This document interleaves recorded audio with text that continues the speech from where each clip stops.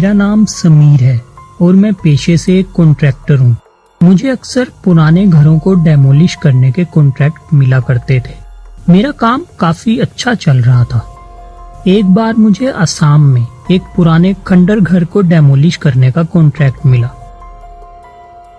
मैं हमेशा की तरह अपने साथ एक डेमोलिशन एक्सपर्ट को ले गया। इसका नाम था आकाश। आकाश काफी सीनियर था और इसी इलाके का रहने वाला था, इसीलिए मुझे इसको साथ ले जाना बेहतर लगा। वो जगह शहर से थोड़ा दूर थी, तो हमें वहां पहुंचने में रात हो गई थी।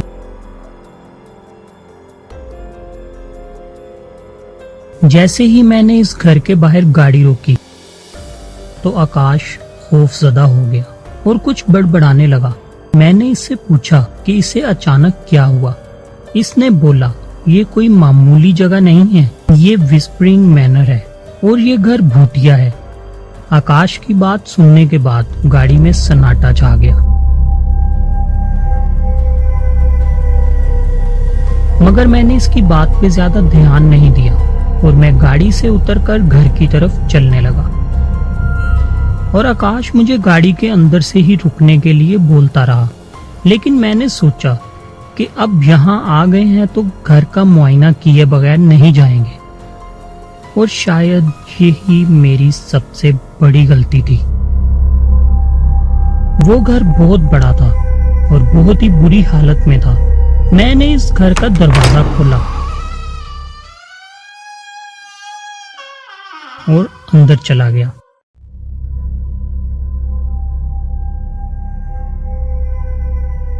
घर के अंदर अभी भी सब फर्नीचर पड़ा था, लेकिन बहुत बुरी हालत में था। तभी मेरी नजर दीवार पे लगी तस्वीरों पर गई। वहां एक फैमिली की तस्वीर लगी हुई थी। मैं इस तस्वीर को देखने लगा,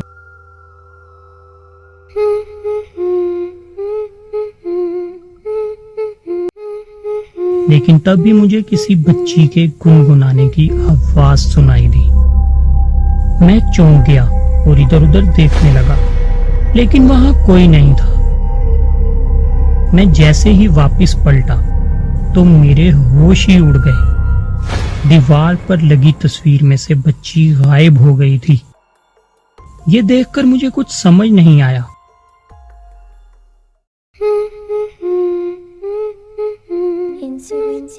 इससे पहले कि मैं कुछ सोच पाता, मुझे फिर से किसी बच्ची के गुनगुनाने की आवाज आने लगी, पर वहां मेरे अलावा कोई नहीं था। लेकिन वो आवाज बिल्कुल ऐसे थी जैसे कोई मेरे आसपास ही मौजूद हो। घबराहट के मारे मेरी हालत खराब हो गई थी। मैं वापस बाहर वाले दरवाजे की तरफ भागा, लेकिन वो दरवाजा अपने आप बंद हो गया। मैं चीख चीख कर आकाश को आवाज लगाने लगा, पर बाहर से कोई जवाब नहीं आया।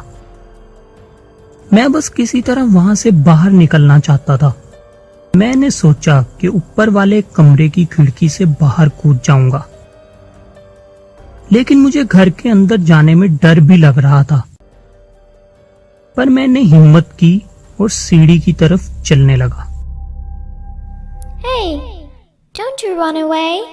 तभी मुझे ऐसा लगा जैसे मेरे पीछे से कोई मुझे आवाज दे रहा है।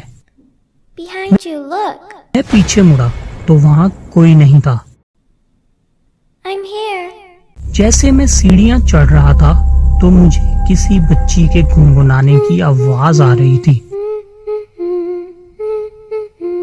Incy spider went up the ऊपर water पहुंचकर मुझे सामने के कमरे में एक खिड़की दिखी। इस रूम के दरवाजे पर इजाबेला ग्रीम लिखा हुआ था। मैं धीरे धीरे इस खिड़की की तरफ जाने लगा। इस कमरे में से बहुत सड़ी बदबू आ रही थी। अचानक मैंने इस कमरे में कुछ ऐसा देखा जिसे देखकर मेरी रूह तक कांप गई।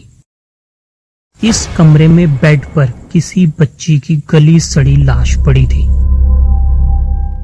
Can you see me? अभी मुझे इस बच्ची की आवाज फिर से सुनाई दी। I am right behind you. जैसे ही मैंने अपने पीछे देखा तो वहां वही बच्ची खड़ी थी जो इस तस्वीर में थी। जैसे ही मैंने बेड की तरफ देखा तो वहां से उस बच्ची की लाश गायब हो गई थी। वो बच्ची धीरे धीरे मेरी तरफ आती जा रही थी। इस बच्ची की आंखें बहुत अजीब, लेकिन इसके चेहरे पर एक खतरनाक हंसी थी। इसके बाल बिल्कुल बिखरे हुए थे। मैं इसके डर से पीछे हटता जा रहा था और जैसे ही मैं और पीछे हुआ, मेरा पैर फिसल गया।